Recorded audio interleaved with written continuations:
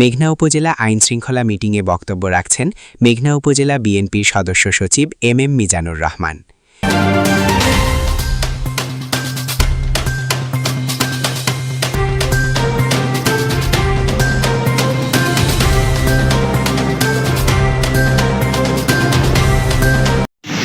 মহোদয়, বিভিন্ন দপ্তরের কর্মকর্তাবৃন্দ, রাজনৈতিক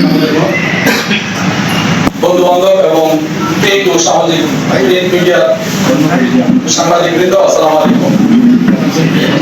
প্রতিবারের মধ্যে আমরা আসলে প্রতি মাসে একটা মিটিং করি। মিটিংয়ের বাস্তবায়নের ব্যাপারে আমার বেশ প্রশ্ন আছে, বাস্তবায়ন আমাদের খুব কমই হয়। আমার প্রথম একটা প্রস্তাব আছে যে আমরা যে মাদকের ব্যাপারে যে ব্যাপারটা বলি, এটাকে মোবাইল ফোনের আন্ডারে আনা যায় কিনা, এটা দৃশ্যমান থাকে। কারণ এখানে যেভাবে আমাদের মাদক ধরা হয়, আমি যা দেখেছি বা শুনেছি, তাহলে 100 পিস বা 200 পিস যদি ইয়াবা ধরে চালান দেওয়ার সময় নাকি 20 পিস হয়ে যায়, অথবা সেটা 2 পিস হয়ে যায়। তাহলে 5 দিন 7 দিন পরে কি করে সে জামিন পায়? আইন তো সেভাবে হওয়ার কথা, কিন্তু মোবাইল ফোন যদি হয় সেটা দৃশ্যমান হবে এবং কার্যকর হবে। আরো আমার দ্বিতীয় ব্যাপার আসছে যেটা, যে আমাদের প্রশাসনের ভিতরে, আমাদের এই প্রশাসনেও কিছু অফিসার আছে যারা আওয়ামী লীগ করে, অথবা আওয়ামী লীগকে সমর্থন করে, অথবা আওয়ামী লীগকে সাপোর্ট করে, আমাদের অনেক তথ্য এখান থেকে পাচার করে। তাদেরকে আমাদের খুঁজে বের করার সময় এসেছে। কারণ আওয়ামী লীগ একটা নিষিদ্ধ দল, তাদের কোনো কর্মকর্তা কর্মচারী এখানে থাকতে পারে না, তারা আমাদের ক্ষতি ছাড়া কোনো ভালো করবে না।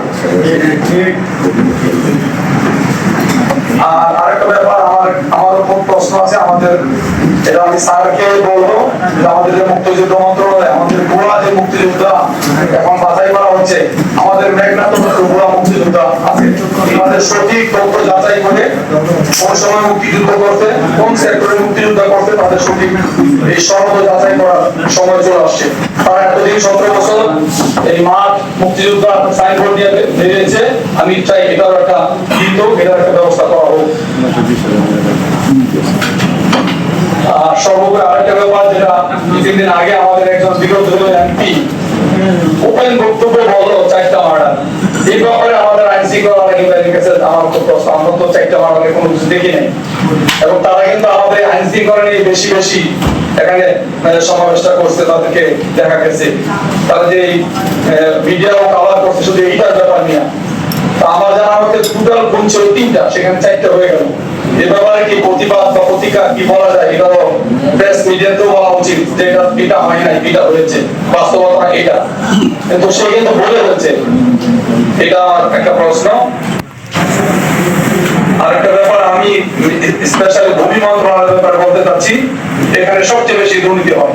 দয়া করে আপনি নতুন আসছেন, আমাদের কোনো লোক নামজারি করতে গিয়ে যে ফি তার দ্বিগুণ, 3 গুণ, 5 গুণ দিয়েও নামজারি আমরা পাচ্ছি না, এরকম অনেক ঘটনা আছে। এখানে যেহেতু এখন সরকারি ভাবে আমাদের একটা সপ্তাহ চলছে, সেবা সপ্তাহ, দয়া করে আপনি এটার ব্যাপারে কয়েকটা লেভেল থেকে এই টাকাগুলো নেই, একবার ছোট লেভেল থেকে পিয়ন থেকে শুরু করে প্রত্যেকের পকেটে টাকা ছাড়া নামজারি কেউ পায় না, এবং এটা যে পরিমাণ গভর্নমেন্ট ফি তার দ্বিগুণ 3 গুণ দিতে হয়। দয়া করে এই ব্যাপারটা একটু নজরে দিবেন, এটাও আইন শৃঙ্খলার মধ্যে পড়ে, এটাও একটা অপরাধ। আর সর্বশেষ বলবো যে কুরবানির হাটে, এবারে কুরবানির হাট আপনারা ইজারা দিয়েছেন, আমাদের কুরবানি হাটের পশুগুলা রোগ মুক্ত কিনা, এটার ব্যাপারে কোনো পদক্ষেপ নেওয়া যায় কিনা, এবং কুরবানির হাট শেষ হলে সেই পদার্থ যারা নিচ্ছে তাদের নিজ দায়িত্ব